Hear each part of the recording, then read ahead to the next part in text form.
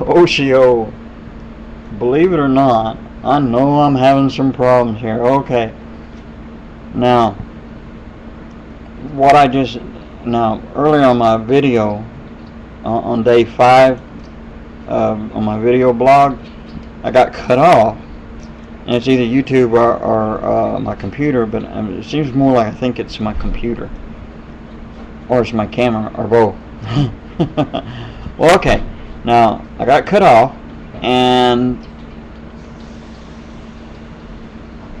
well, here I was trying to finish up to that afterthought, right? And then after old Bobo is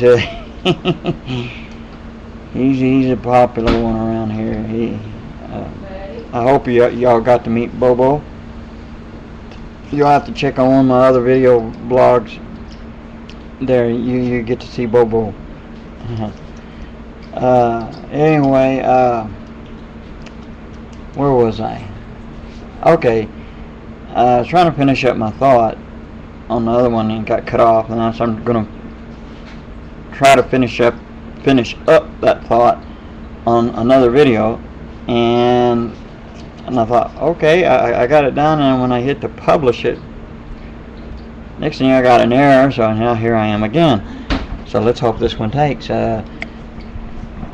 Okay, now as I was going to say was, if we're going to give our life, basically what I was saying in another one, about laying down our lives for the brethren, because in 1 John, Yohanan, that's John.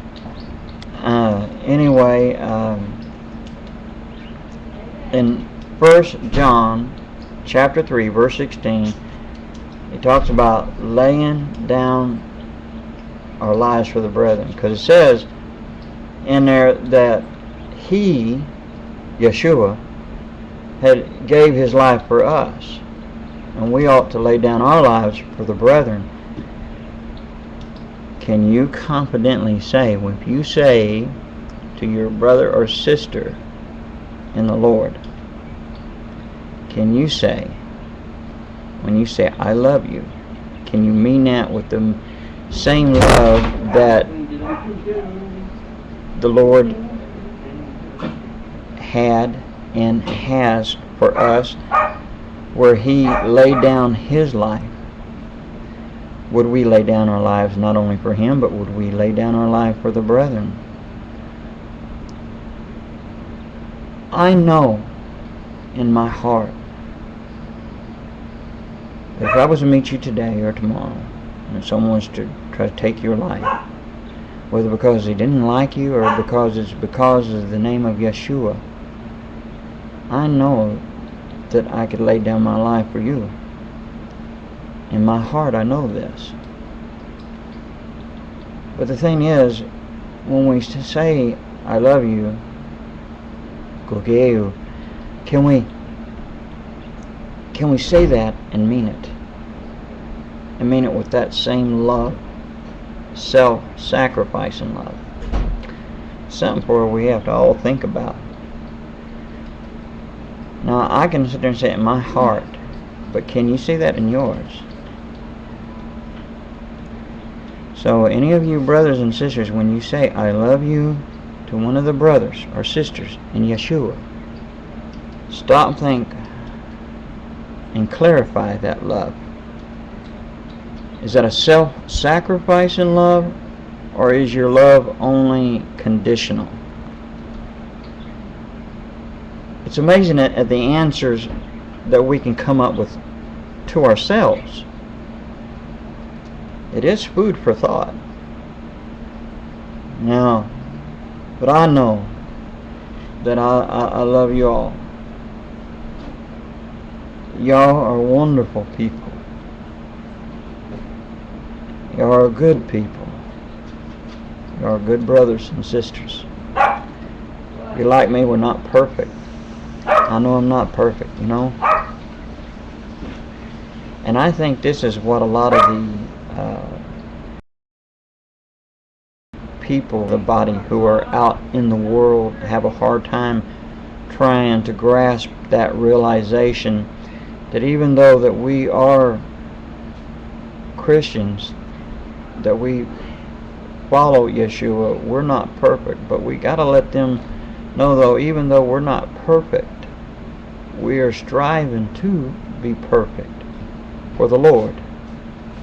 And that when you see the word perfect in the Bible, in the general most senses, when you find that word, it's talking about a completeness, a wholeness. Not as in a perfection, as something when you hold a piece of glass up and there's no flaws in it, and you say, "Oh man, that's just perfect." Do you know what I mean? Maybe I'm not making myself clear or something. I don't know, but I think maybe you know what I mean, right? In other words, when we say, if we was to say, "I know I'm not perfect," we're saying that.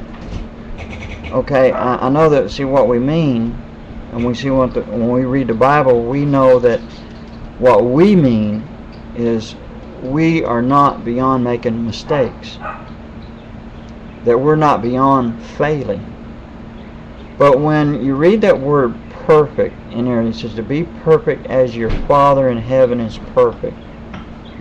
You know, nobody can be perfect as God is, right? Right. So what did he mean? It's a complete whole. It has the Hebrew has many meanings to, and like in one word has many meanings. Depends on the context of the sentence and everything. And I'm not a Hebrew expert. Now, between me and my brother, he's more the expert, and he could explain that better than I can. But you have to think of it like this, and this is the best way I can describe it to you. Maybe you can add some thought onto this too. But on when the Lord was talking about being perfect, it's like being complete and whole. That to have that love that of the Father, that is love. It's complete. It's whole. That a shining bright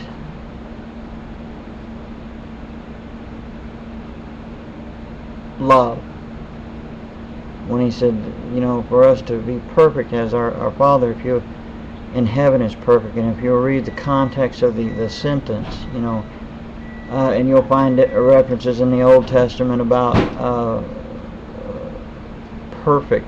As in the Hebrew, it's a complete, being whole. I'm not very good on trying to describe that to you, but maybe y'all can even add some thought to that too.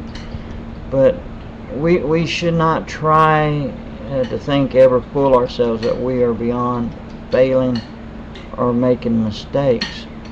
But the thing is that we should strive not to repeat those mistakes, that we got to learn from them. Some of us, it takes us a little bit longer to learn from it, but we need to learn from them and not do them again. So where do we fit in that category too? So I'm going to get off of here, and I hope this took. So God bless you. Shalom. Talk to you later. Aho. Kukeu.